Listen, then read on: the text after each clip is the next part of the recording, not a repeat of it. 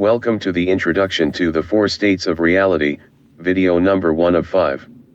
The 4 states of reality proposes that the universe exists within a simulation that is simulated directly into, and as a part of our consciousness. Before writing this book, my primary focus was in the effort to develop a philosophical blueprint for a system of physics that could solve the measurement problem within quantum mechanics. The measurement problem represents a conundrum within the scientific community, as the result of what has been revealed in the double-slit, and the delayed choice quantum eraser experiments. It was during this endeavor that I developed the re-illusion hypothesis and the 2 spectrums of energy hypothesis, which also support the possibility that our reality is a type of simulation that embodies all that we perceive, as well as consciousness itself. The 2 spectrums of energy hypothesis proposes that the universe and our reality are the products of 2 separate types of code and data. The universe exists solely within the embodiment of one type of data, called the QTF data state. The QTF data state is analogous to, but much different from computer code and data. It originates from within the superstrings, or perhaps from within some other process that functions as the beginning of everything, and exists within dimensions that are beyond the boundaries of our reality. It precedes the quantum level of order and the creation of the electromagnetic spectrum of energy, and therefore, it does not take part in the standard model of particle physics. To the contrary, our reality exists within a simulation that is created as the product of processes that take place within multiple levels of order from within our brain, which include the quantum and the subquantum levels of order, as well as the atomic, the molecular, and the cellular levels. These processes convert a virtual perspective from within the QTF data state of our brain from within the subquantum level of order, into the electromagnetic, quantum data state, that functions within the electromagnetic spectrum of energy, and takes part in the standard model of particle physics, which creates all the quantum particles that we have identified. Matter, space, time, and gravity are the outcome of an interaction between the electromagnetic, quantum data state and the QTF data state, as we perceive the universe from within our large-scale, temporal perspective. The re-illusion hypothesis defines the process that converts the QTF data state of the universe into the electromagnetic, quantum data state, and how each type of data functions in the creation of our reality. All processes that take part in creating our reality occur within our brain, as our brain functions within the subquantum level, up to the cellular level of order. As processes that take place within our brain include all levels of order, a virtual perspective from within the embodiment of QTF code and data gets converted into the electromagnetic, quantum data state, to be processed within the standard model of particle physics, which create the quantum particles that create our simulated, conscious reality. This all takes place within the brains of conscious beings, within a system of physics called the animate space-time continuum. Before continuing on, I think it can be agreed that as we go about our day-to-day lives, nothing occurs to cause us to consider that the universe and our reality are anything other than how it is presented to us, and that the universe is nothing other than being out there, and corporeal. Because of this, it is necessary to understand why others and myself propose that we exist within a type of simulation, and why I developed these 2 hypotheses.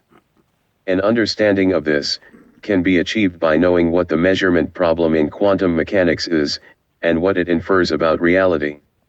The measurement problem represents quantum behaviors that are revealed in the double-slit and the delayed choice quantum eraser experiments, which has for many years caused a conundrum within the scientific community. For those who are not familiar with these experiments and what they infer about reality, I recommend that you watch these 2 videos on YouTube, Respect Your Intellect, the double-slit experiment explained step by step, and Respect Your Intellect, delayed choice quantum eraser experiment explained. These 2 videos are easy to understand, and only include relevant material. The QTF data state has no ability on its own to create a corporeal expression or to be simulated. Thus, in the absence of conscious perspective, the universe only exists within the embodiment of QTF code and data, and therefore, The QTF data state of the universe needs to be processed within the brain of a conscious sentient being, for its data state to create an expression. This requires observation, as well as knowing what is being observed. Observation occurs as one or more of our five senses gather information in the form of data, by directly interacting with a stimulus. This can occur without knowing what the data that is being gathered was coded to express, such as what occurs within the QTF data state, within a completely virtual process. Thus, observation occurs within the QTF data state of a perspective, but knowledge is not achieved, because consciousness does not exist in the QTF data state, to decipher what was coded to be expressed within the QTF data. As the QTF data state gets converted into the electromagnetic, quantum data state, and into a conscious perspective, the observation becomes known by the observer, and becomes knowledge. The gathering of stimulus constantly alternates between our virtual selves within the QTF data state, without any conscious ability to know what we are doing and what information is being gathered, versus ourselves from within our conscious reality, where the virtual observation becomes knowledge within a perspective. Thus, we exist in both the QTF data state, in a virtual manner, without consciousness, and only within the embodiment of QTF code and data, a Planck scale moment before we exist with a conscious perspective of what just occurred within the QTF data state.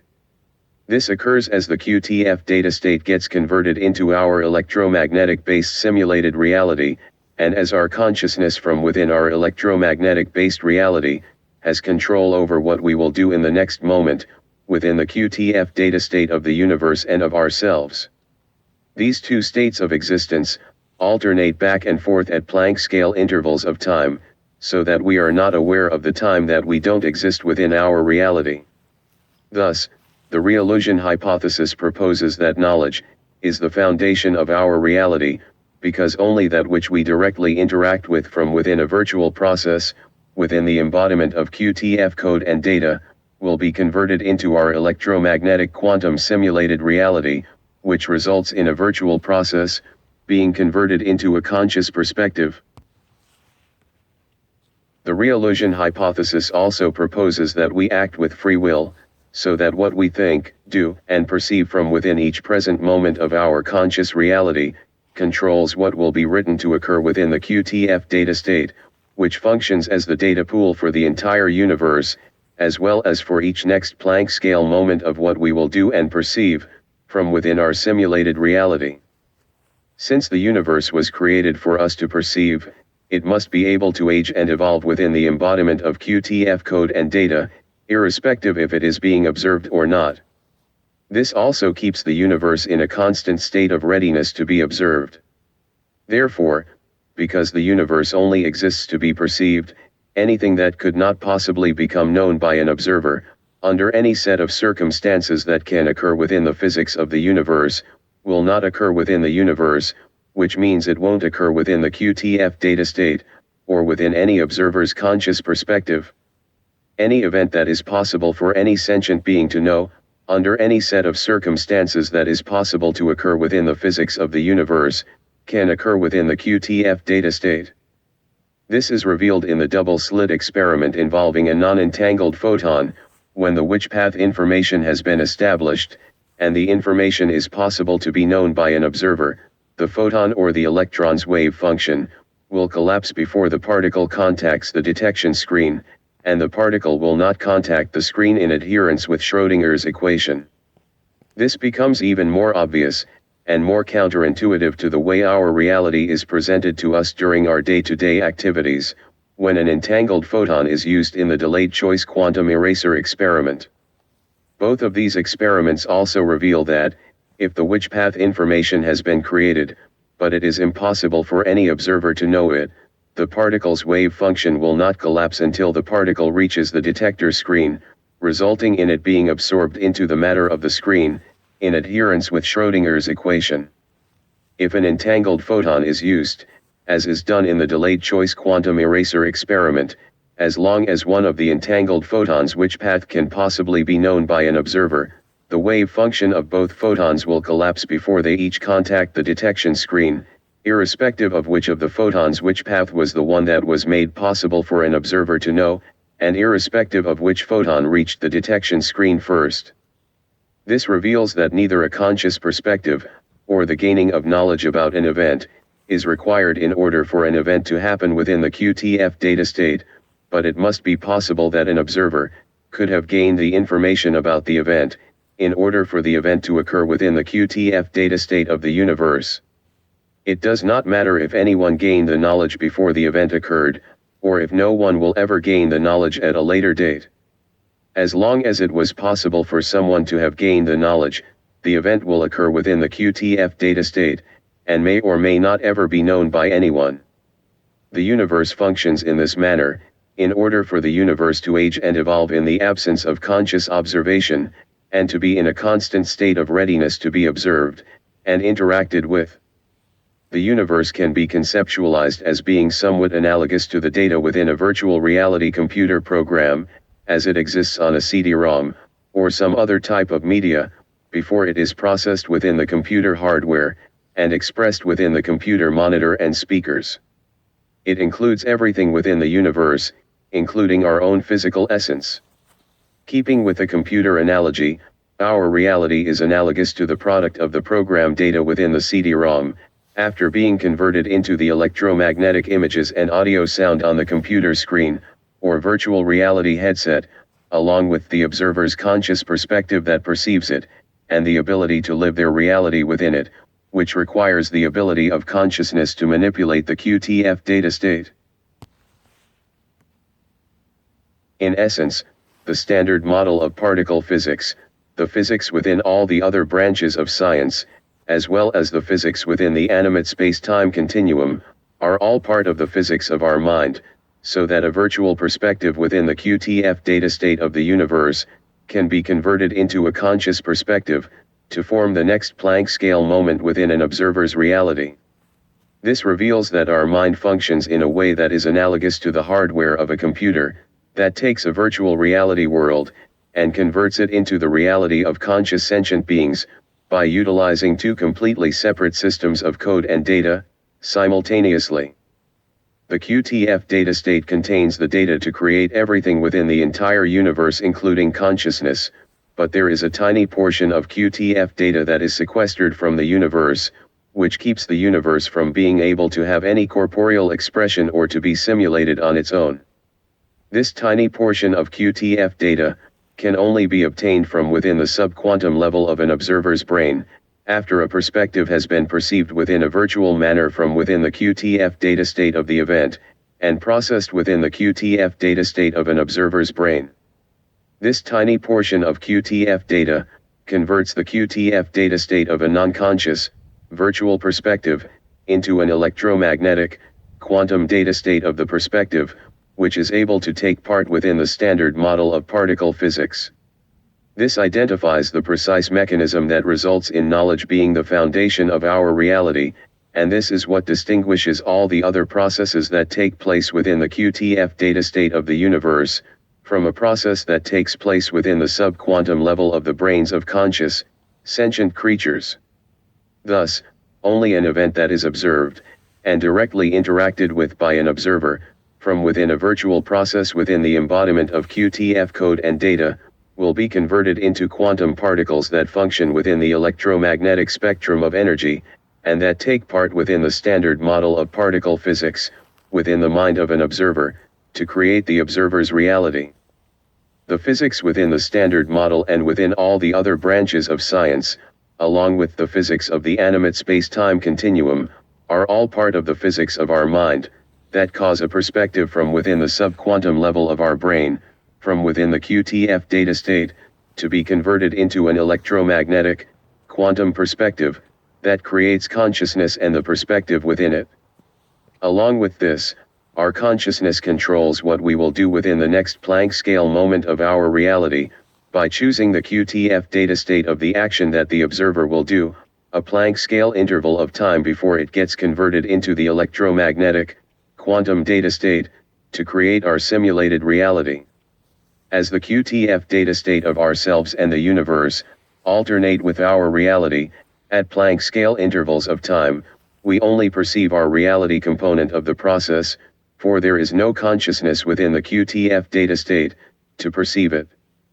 With the exception of the actions of conscious living beings, and the effects that those actions will have on the future of the universe, the past, the present, and the entire lifespan of the universe, all exist together simultaneously within the embodiment of QTF code and data.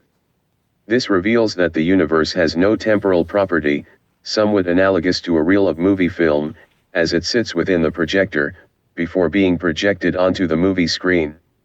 To the contrary, our reality is created within a linear, temporal property of one moment passing into the next moment, and only the present moment exists within our reality. Besides defining the nature of the universe and reality, the four states of reality also discusses many other subjects as they are explained within the physics of the two spectrums of energy hypothesis and the re-illusion hypothesis, such as the non-quantum nature of space, which reveals why gravity has no quantum beginning, and that it doesn't take part in the standard model of particle physics as we presently understand it to be. The physics that creates the rate that time passes at the ultra-small level, and how the passage of time is created.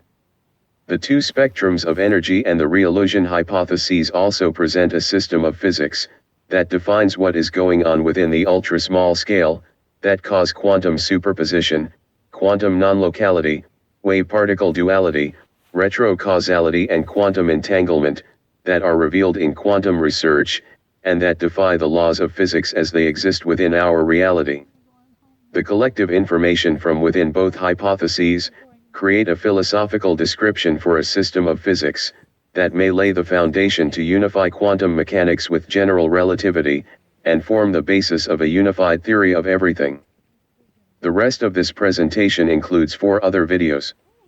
The next 3 will be audio only, as each video goes into more detail about the topics that were briefly discussed in this first video. The 5th video has a few visual aids that will help to better explain the re-illusion hypothesis and the two spectrums of energy hypothesis. These 5 videos are also included on the book's website, at https://www.fourstatesofreality.com. Please proceed to the 4 states of reality, video number 2.